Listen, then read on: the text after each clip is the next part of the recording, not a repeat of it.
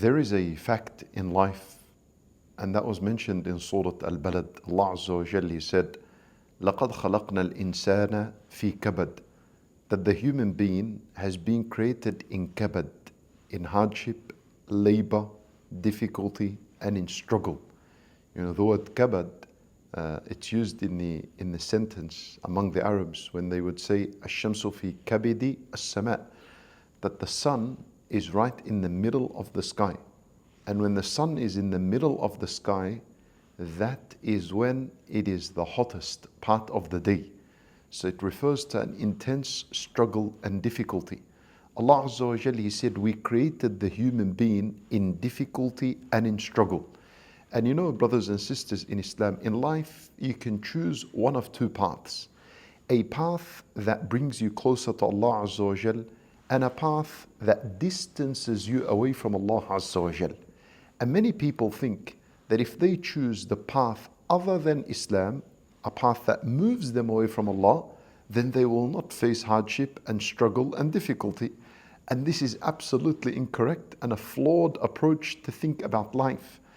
Life is difficult and it's a struggle, whether you chose a path to Allah or you chose a path that distances you away from Allah Azza wa Jal. The difference is that if you are to choose the path that leads you to Allah Azza wa Jal, then the struggles you go through in life will all be a purification and an elevation for you. You will benefit from these struggles. They will not go to waste. They are struggles for the sake of Allah Azza wa Jal.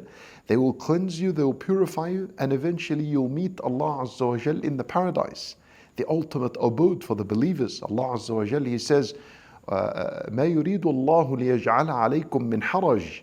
Allah Azza wa Jal does not want to burden you.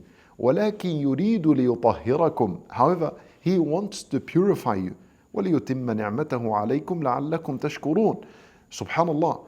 Whereas if you were to choose a path that distances you from Allah Azza wa Jal, then you're going to go through the same struggles. You will still have financial issues, you will have debts, you will have relationship problems, you will have health problems, and so on. But all of that has gone fi sabili dunya, in the cause of this worldly life. And a dunya is not going to reward you. It's not going to give you anything on the Day of Judgment. Subhanallah. And so this is why Allah Azza wa Jal many times in the Quran tells us not to be deceived by the path, by those who have chosen a path that distances them away from Allah. Allah Azza wa Jal, He says, لا يغرنك تقلب الذين كفروا في البلاد. Do not be deceived by the movement of the disbelievers in the land. Don't be deceived by them.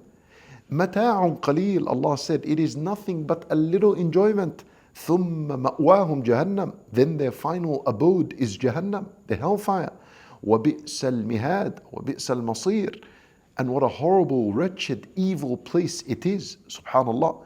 So brothers and sisters in Islam, learn and understand, struggle is a part of life.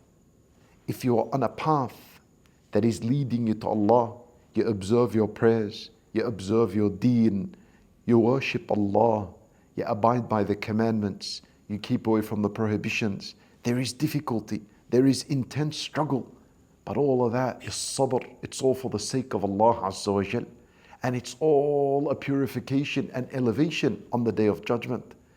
Whereas if you choose a path that distances you from Allah, then that's full of difficulty as well. And there's a lot of struggle and hardship in that.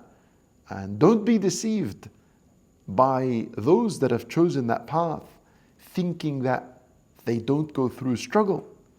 But this struggle is all for the sake of this worldly life, for the sake of a dunya. And a dunya will not reward you on the Day of Judgment.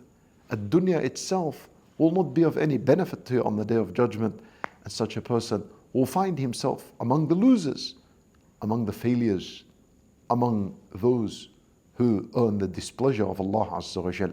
So ask Allah Azza wa Jal to keep us firm and steadfast and guided. Wallahu a'lam. Wa sallallahu wa sallam wa baraka ala nabiyyina Muhammad wa ala alihi wa sahbihi ajma'een.